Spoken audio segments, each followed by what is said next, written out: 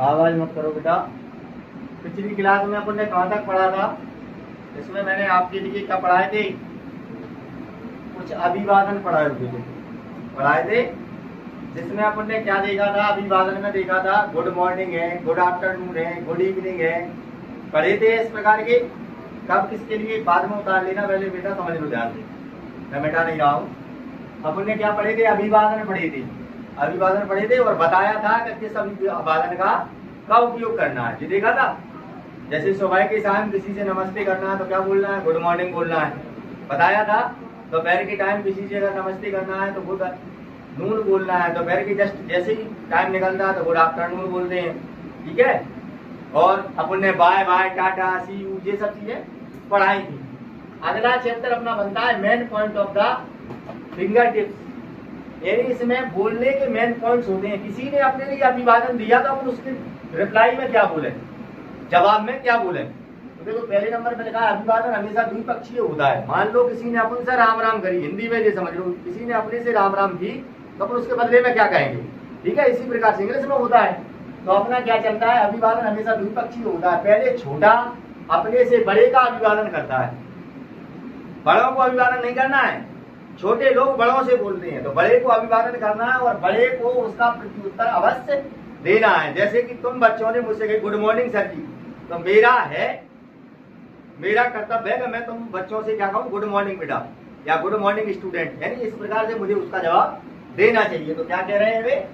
प्रत्युत्तर अवश्य देना चाहिए। अंग्रेजी सभ्यता में एक पक्ष अभिवादन के लिए जिन शब्दों का प्रयोग करता है, दूसरा पक्ष प्रत्युत्तर में उन्हीं शब्दों को वापस बोलता है। यानी सामने वाले ने कौन सा शब्द आपसे बोला है, आपको उत्तर में वही शब्द रिप्लाई करना है, यानी वही उत्तर देना है। इसलिए यदि आपसे कोई गुड मॉर्निंग या गुड इवनिंग या बाय बाय या सी यू कहे तो प्रत्युत्तर में यही शब्द आपको बोलना है। किसी ने आपको गुड मॉर्निंग कहा तो तुरंत आपको कहना है गुड मॉर्निंग, ठीक है।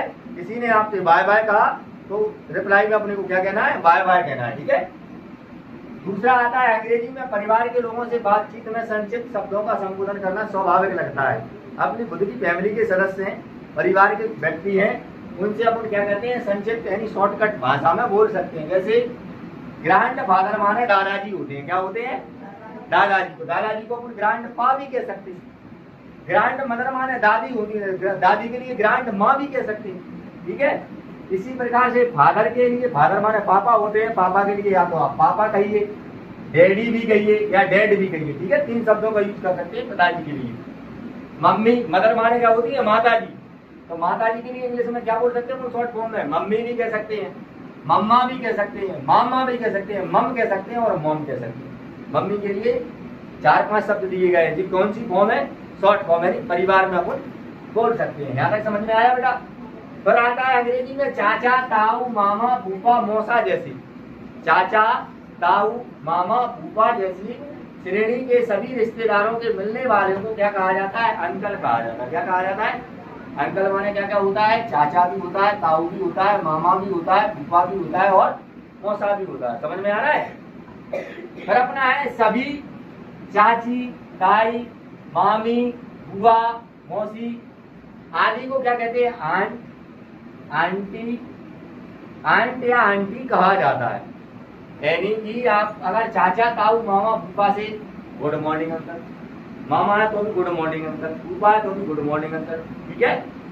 इसी प्रकार से चाची, ताई, मामी, बुआ के लिए good morning aunty, good evening aunty, यानी इस प्रकार के शब्दों का यूज कर सकते हैं। उनके लिए क्या कहते हैं? आंटी कहते हैं।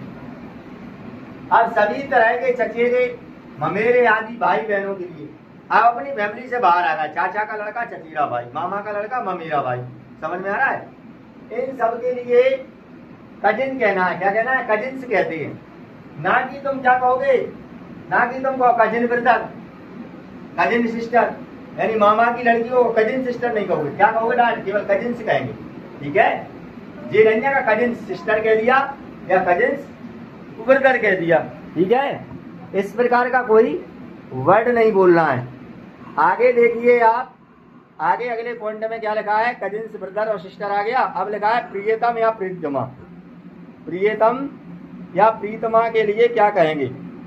प्रियतम माने हो गया जैसे आपका किसी के प्रति ज्यादा प्रेम है तो उसके लिए अपन क्या कहते हैं, प्रियतम या प्रियतमा। तो उसके लिए क्या कहते हैं, माय डियर। माय डियर माना होता है प्रिय दोस्त के लिए, मेरा प्रिय।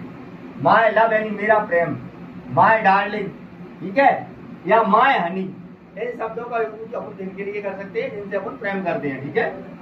पुरुषों के लिए आदर सूचक संबोधन सर, पुरुष के लिए क्या कह सकते हैं, सर। और महिलाओं के लिए क्या कहते हैं, मैडम। बात नहीं करो, रिकॉर्डिंग हो रही है। महिलाओं के लिए क्या कहते हैं, मैडम। और पुरुषों के लिए क्या कहते हैं, सर। सर माने श्रीमान जी होता है, किसी के लिए भी कह सकते हो, इसके लिए कोई अलाउ नहीं है।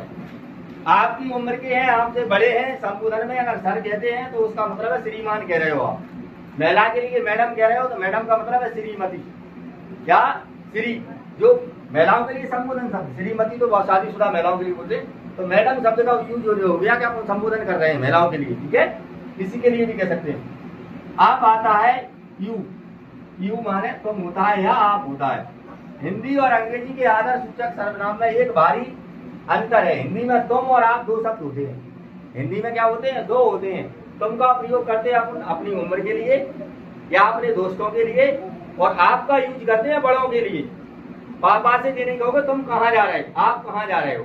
पापा आपसे बड़े हैं, या बड़े भाई के लिए आप क्या कहोगे, आप कहाँ जा रहे हो, ठीक है। और वो आपसे कहेंगे तुम कहाँ जा रहे हो। तो छोटों के लिए संबोधन होता है, हिंदी में है इन दो शब्दों का यूज। लेकिन अंग्रेजी में क्या कह रहे हैं, ये बता दिया हमने, अपने बराबर या अपने से छोटों के लिए तथा तुम का, और तथा आप अपने से बड़ों के लिए किया जाता है, ठीक है, ये बताया है। लेकिन यू का प्रयोग किया जाता है उदाहरण के लिए, काय के लिए, दोनों के लिए। यू का प्रयोग काय के लिए, दोनों के लिए। देखो तुम कहाँ जा रहे हो तो वेयर आर यू गोइंग, और या आप कहोगे आप कहाँ जा रहे हैं तब भी यही बोलोगे, अलग नहीं है। तो अंग्रेजी में कहना चाहता है कि यू के द्वारा तुम और आप दोनों शब्दों को बताना चाहता है, तुम और आप दोनों शब्दों को बताना चाहता है, ठीक है। तो ये अंग्रेजी वाला अभिवादन हो गया। लास्ट में आ रहा है वह। वह माने क्या होता है, ही माने क्या कह रहा है, वह। ही के लिए क्या कह रहा है, वह कह रहा है। अब इसके लिए बेटा दो संबोधन होते हैं। दो संबोधन कौन से होते हैं, वह भी होता है और वे भी होता है। ही माने होता है तो क्या लिखा है, इस प्रकार के हिंदी आदर भाव प्रकट करने के लिए एक वचन तृतीय पुरुष बहुवचन में प्रयोग किया जाता है। जैसे वे मेरे पिता हैं, वे मेरे पिता हैं। किंतु अंग्रेजी में वह तथा वे दोनों एक ही के प्रयोग में होते हैं। जैसे he is my father, he is my father, तो वे मेरे पिताजी हैं, वह मेरे पिताजी नहीं, वे मेरे पिताजी हैं। तो इसके लिए अपन क्या नहीं लिख सकते, दे आर माय फादर नहीं लिख सकते। वैसे तो अंग्रेजी में दे माने वे होते हैं ना, लेकिन अपन दे का यूज नहीं करेंगे, क्या करेंगे, ही का। ही इज माय फादर, उसकी हिंदी निकलेगी वे मेरे पिताजी हैं, ठीक है। समझ में आ रहा है। तुझे संबोधन के लिए पढ़ना है बेटा, यूज में डाल लो, भाषा में बोलचाल में उपयोग करोगे तो इंग्लिश सीखते जाओगे, ठीक है। तो और आगे के लिए अगली क्लास के लिए कल देखेंगे, ठीक है।